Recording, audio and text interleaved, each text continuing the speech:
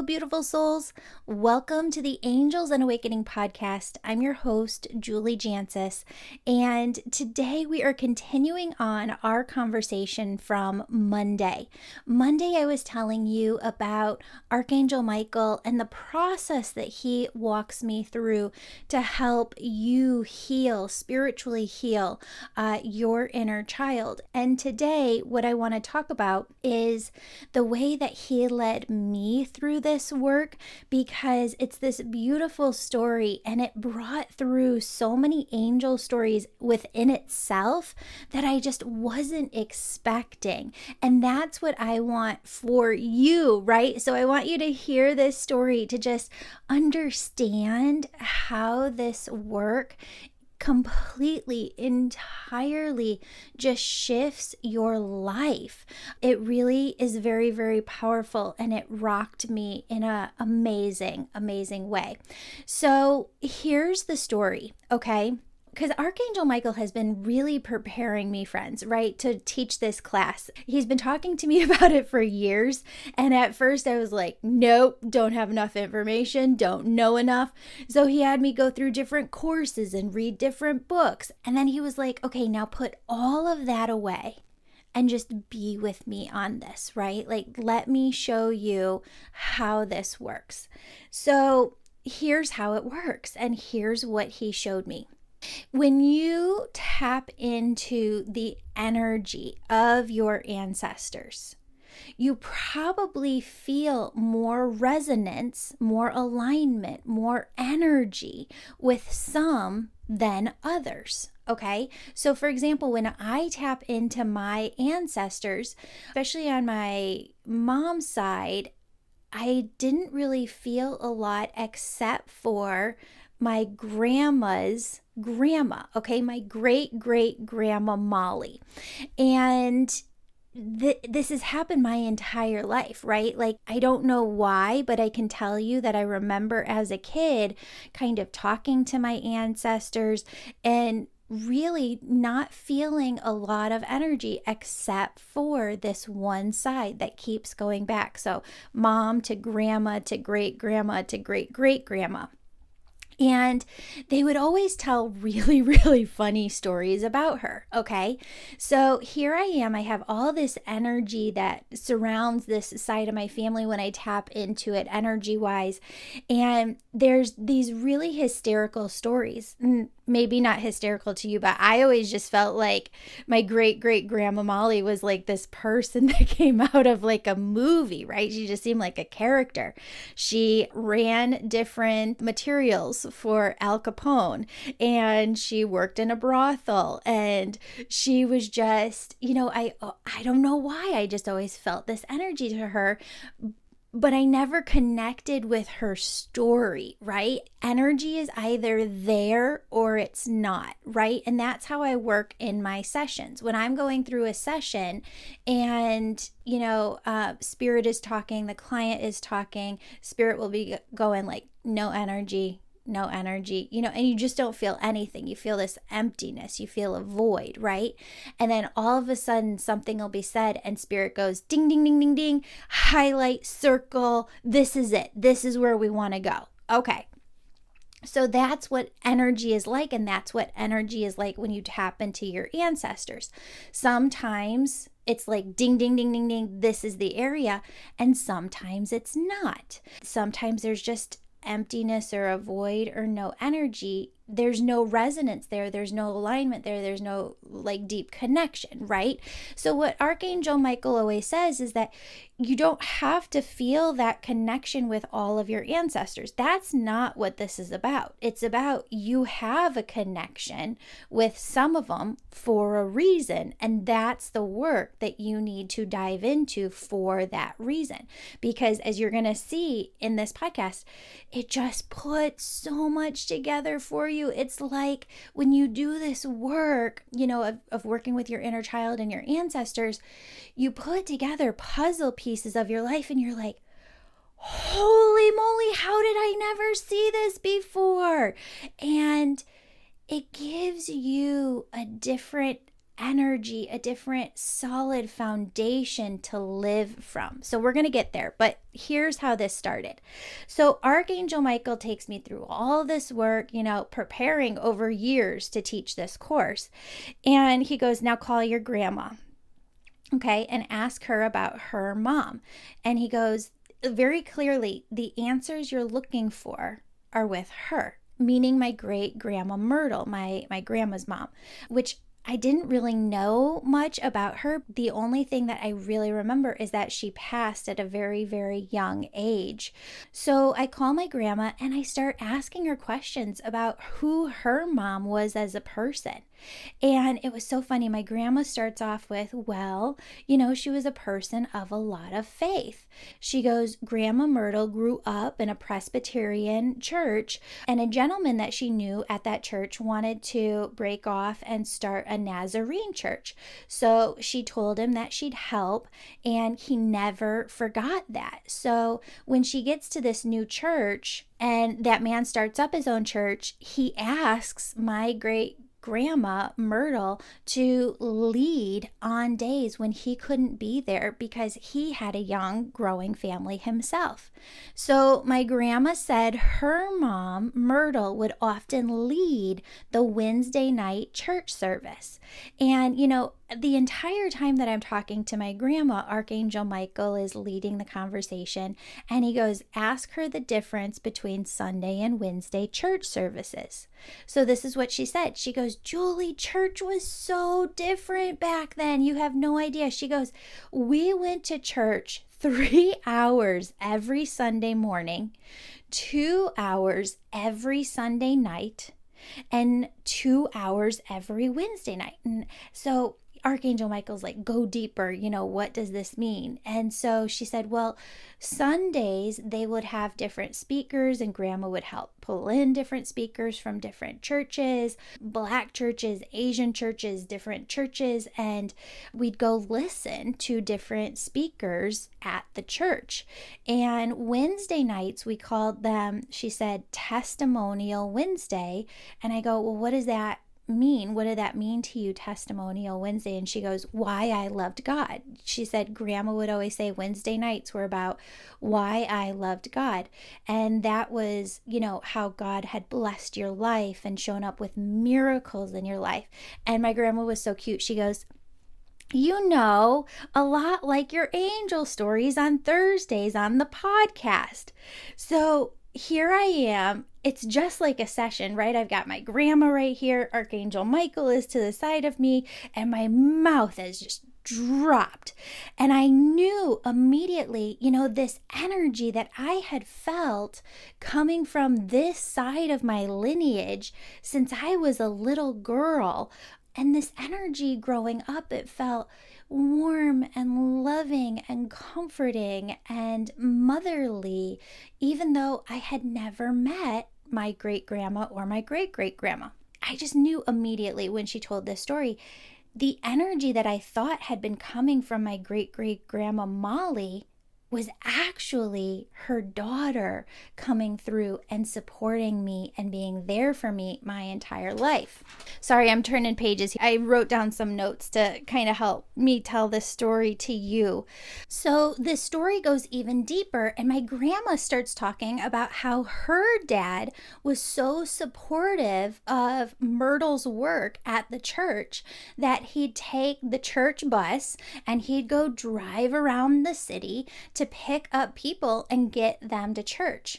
She said her mom was just always this really, really sweet lady, always told the truth, which just always stuck with her, my grandma. And so here I am. I'm having this conversation with my grandma about her mom, and Archangel Michael is just right there feeding me one question after another to ask. And what I know from what Archangel Michael has taught me is this: we may not resonate right with all of our past ancestors, but the ones that we do resonate with, there's a reason for it. And I don't believe that you're supposed to resonate with the lives of all of your past ancestors. You're supposed to do this work. You're supposed to go into it in order to find the ones that you do resonate with.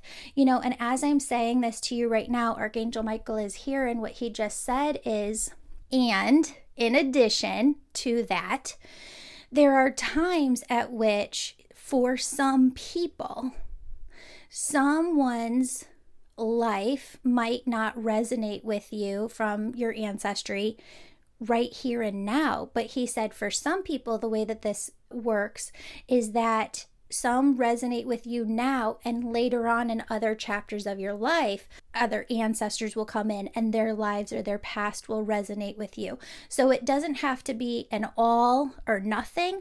It can be sometimes just where you are at in your life story. The ancestor who needs to work with you is coming through at that time. So number 2 of what I learned from Archangel Michael, with those ancestors that you resonate with, you want to really look at their skills, their talents, their abilities, their joys in life, and their purpose, to see what unresolved business, might have been passed down to you. But you also want to look at why they weren't able to complete their purpose in this lifetime, because part of this work, we not only inherit sometimes their skills, talents, abilities, joys, purposes, but we can also inherit their bad habits. And this isn't bad. I want to go into this, okay? So that might be bad habits, health-wise, what they were going through. And you really want to ask the question when you're doing this work, what was going on with them physically, mentally, emotionally? Because oftentimes we inherit both the good, and I don't want to call it the bad, but the challenge that they went through in life. And so that was true for Myrtle and I as well. So I'm here in this conversation with my grandmother and tapping into the energy of my great grandmother. And Archangel Michael came and he asked me to see my life as a soul before I came to earth. And I saw myself in heaven looking down at Myrtle's life and Myrtle's purpose here. Her being a female who was called here to work for God and to spread God's love, right?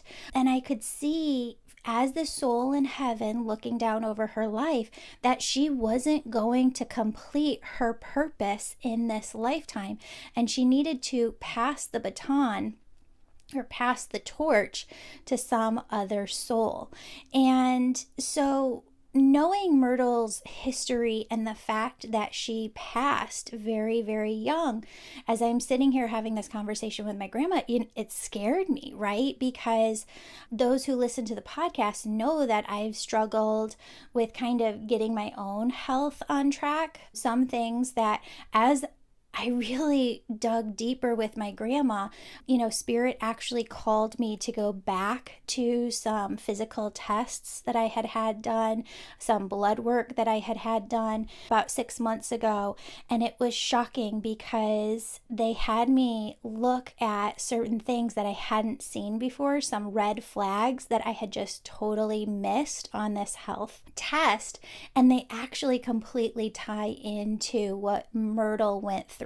So I've said before on the podcast, my health struggles are no one's fault but my own. I have the power to turn things around and to make things better. I'm kind of struggling with my own egoic mind, right? To overcome that and just to find good knowledge on how to correct things. So what scared me, was that here's my great-great-grandma who I share so much purpose with. And here I feel like to carry on the work that she started.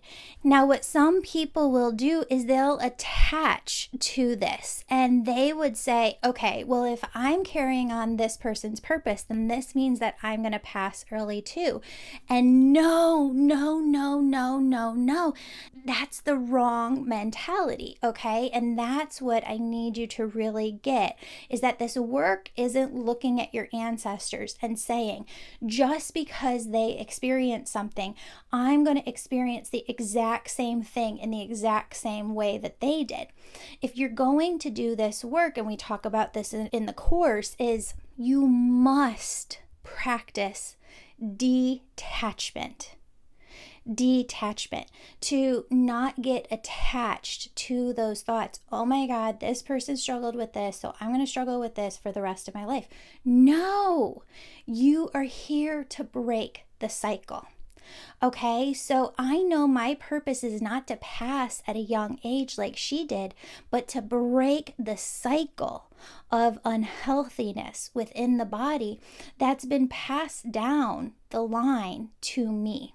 So, friends, I can't tell you how much doing this work, and you know what, this is just like a small little taste of it. We're going to dive so much deeper in the 12-week course that I'm leading starting Monday, September 6th, called Healing Your Inner Child. But I can't tell you how eye-opening this was, and just how much this work shifted my entire life. Now, here's where your inner child comes in, right? Some of the biggest struggles for my inner child are this fear within me, and I've talked a lot in the angel membership about this, is one of my biggest fears is, what if I never get my health on track, right? I think if you looked at me just as energy, two of the biggest components within my life, besides God, my family, my friends, is my love for working for God and my desire to get my health on track. And when it comes to my inner child, these are like the two biggest things that I struggle with internally. The fear of, never getting my health on track, feeling also like, am I doing enough? Am I doing a good enough job for God? I have always had these two components within me, even as I think back to childhood. I remember struggling with my self-image and health from the time that I was in 3rd grade, and also feeling around that time this call and this desire to work for God. Working for God kind of manifested into my life. One of my crutches, the things that I struggle with, is just overdoing it sometimes, right? And like trying to do too much, because I'm always trying to please, and I always have this fear, like, what if I'm not doing a good enough job for God? I just want to do enough. I just want to give all the glory to him, her. And that Hamilton song, where they say, why do you feel like you're always right? Or why do you write like you're always running out of time? That so resonates with me. That's the way that I have felt my whole life. Like, you've got to go, go, go, go, go. And that's not God putting that on me. That's my egoic mind, and where my egoic mind comes in. And it really presents as these very deep, deep rooted. I want you to think, when it comes to your inner child, the things that you really are fearful of in your life, there doesn't tend to be a ton, right? There tends to be a couple very deeply rooted fears that you have. And you can almost see your inner child with these roots coming out of her feet below you and kind of rooting way far down into fear. And so working with the inner child, Archangel Michael says, is doing the work to understand how all this fits into your life. And part of that is understanding it through the eyes of your ancestors and how this is all connected. But for me, doing all of this work brought this very solid connection in that I had never had before with my great grandma. And it gave me this very deep sense of peace, knowing that, one, I don't have to do it all. There will be others after me in my lineage who pick up this work and run with it. And two, God's got my back. God doesn't want me to not work through these things in my lifetime. that's part of my life plan. That's connected to my life plan on the other side. If you look through the Akashic records and my life plan, which you do not have access to do, you only have access to look at your own. What happens is you'd go back and see that God wants me to get my health under control. And God is giving me all the tools to do everything that I need to do here. So I don't need to worry, and I don't need to overproduce, and I don't need to write like I'm running out of time, right? So the other gift that this gave me was going back to, I don't have to do it all. There'll be others who come after me in my lineage who pick up this work. I think what Archangel Michael says a lot of times is we often project why we're here and why our soul is here onto our kids. And while I know my kiddo has my gifts, I don't want to push her. I don't have to push her into this work, because while she may very well do this work one day when she feels ready to do so, she may never do this, and it might skip a generation, and that's okay too, right? But we kind of, by doing this work, remove those roots of fear that the inner child is holding on to. And so when you get through the other side of this 12-week course and really doing this work, what you're left with is this entirely new vibration of peace and ease and grace that allows you to just be in your life, just be you. And for everybody who goes through this work, you can't do this work and be like, okay, everybody's story is going to be the exact same, and here's what it's going to look like, and everybody's formula is the exact same. And no, that's the beauty of this work. Everybody's life plan is so different. Everybody's soul and the reason that they're here is so different. And everybody's ancestry and their lineage is so different. So when we get through this, we're going to have story after story after story of how this work impacted you in your life. So again, this is just a really small sample of what you could get out of this new course, Spiritually Healing Your Inner Child. If you look on the website, The Angel Medium, under courses, you'll see Healing Your Inner Child. This is the course that I'm talking about. It's 12 weeks long. I channeled everything through Archangel Michael and his process to help you connect with your inner child and your ancestors to better understand who you are as a soul. Class starts this Monday, September 6th. We're going to go live for 12 weeks. A replay of this course will be available for anyone who wants to purchase it at any time, but the discount is only going to be up for a limited time. So if you want to get in, I suggest registering now. If you're in the Angel membership, this is one of the courses that'll be dripped in within your first year. For a list of everything that we're going to go over and cover in the course week by week, again, go to theangelmedium.com, click courses, then click join now under Healing Your Inner Child, and you'll see a play-by-play week by week of everything we're going to dive into. We also have a couple of slots left for the Angel Reiki School. If you want to dive in this September, we've got a beautiful small group, and I always say Spirit calls you to take the Angel Reiki School and develop your spiritual gifts when you feel ready, but also when you feel ready tends to be when the cohort of ladies who you're going to be learning with is right for you. So when you feel it's the right time, it's often because you're going to make friends.